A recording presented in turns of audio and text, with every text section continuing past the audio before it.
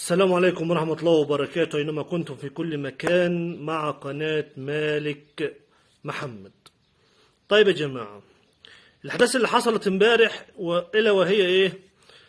استقالة مرتضى منصور من رئاسة نادي الزمالك هو وأولاده.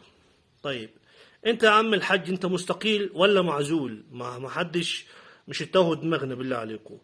في كلا الحالتين والله ارتحنا من الوش، وارتحنا من الجرف، وارتحنا من المشاكل. كل يوم والتاني مؤتمرات، وكل يوم والتاني طالعين على الفيديوهات والقناة شتيمة وقلة أدب. ولغاية المؤتمر بتاع امبارح حتى لحد الآن كان في شتيمة وقلة أدب وساخة. الراجل حرفيا اتجن عقليا. أنا ما أعرفش ليه الشتيمة وقلة الأدب. أنت راجل هتيجي تقدم استقالتك أنت والأعضاء اللي معاك، أو أنت أعضاء المجلس وأولادك، خلاص تقدم استقالتك من كلمة ونص، والله ما تعملش مؤتمر والسلام عليكم وعليكم السلام. هعمل وهودي وأنا عاوز حقي واني ومش عارف إيه، شغلة كبيرة كده. طيب طلعوا بقى مين؟ الإعلاميين بتوع نادي الزمالك على قناة نادي الزمالك يتغنوا بالنادي الأهلي أمام الترجي، وفيهم واحد يقول والله العظيم أنا مبسوط مرتضى منصور، وهو ما كانش اصلا يجرأ او يتجرأ في توليه مرتضى منصور لنادي الزمالك ان هو يقول كلمة مرتضى. انا بقول لكم كلمة مرتضى دي عنده حاجة تانية خالص، لا كان يقول سيادة المستشار مرتضى منصور. ماشي. لكن دلوقتي خلاص انتهت الحكاية. ايه رأيك بقى خالد يا غندور في اللي انت عملته واللي حصل؟ ايه اللي انت بقى عملته بقى يا خالد يا غندور؟ تتغنى في النادي الاهلي امام الترجي، وانت اصلا كنت قبل كده كنت مقطع نادي الاهلي وجماهير نادي الاهلي، وعندك الحرجان ماسكك من تحت لفوق على النادي الاهلي. سبوكوا من المسرحيات اللي بتظهر والدراما اللي بتظهر على شاشة التلفزيون وعلى شاشات قناة الزمالك وعلى شاشات جميع القنوات من الزمالك ومن الأهلي. فحرام عليكم، مين المتضرر الأول والأخير في الحوار ده كله؟ المتضرر الجماهير، سواء جماهير الزمالك أو جماهير نادي الأهلي، بسبب التعصب اللي بينكم وبين بعض. عملتوا تعصب بين اللعيبة، بين الجماهير وبين بعضها.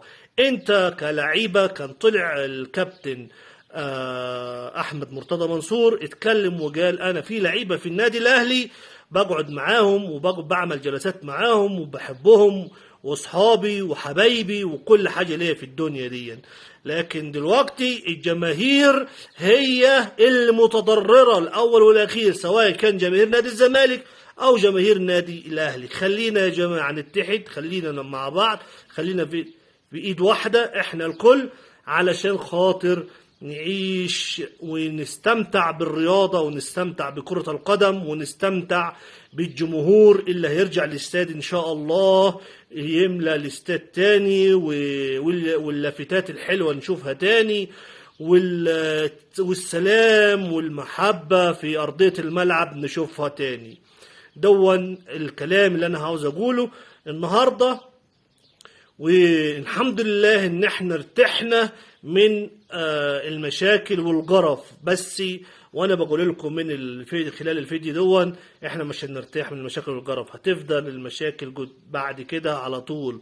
وهم فتحوا الباب لحتة تانية علشان يقول لك، لو قالوا لوزير الشباب والرياضة احمد مرتضى منصور ادي احنا استقلنا، عاوز تحل، مفيش ادارة، عاوز تحل المجلس حله براحتك. طيب انت عاوز تحل يبقى هو لسه موجود. يعني يا جماعة الخير الكلام ده كله فيك. الله اعلم بقى الايام اللي جاية ايه، الايام اللي جاية هتحسب لنا ايه. انا حاسس ان لسه المستشار مرتضى منصور زي ما هو، وزي ما قال زمان وعدى وراح ويجي، وفي الاخر رجع تاني لنادي الزمالك. واحنا بنقول مع ألف سلامة علشان نرتاح شوية من الوش والوجع الراس، ونرتاح من كل المشاكل ما بين نادي الزمالك ونادي الأهلي. قبل ما أختم الفيديو مش تنسى الاشتراك في القناة وتفعل زر الجرس وتعمل لايك علشان تشجعني، ومع ألف ألف سلامة.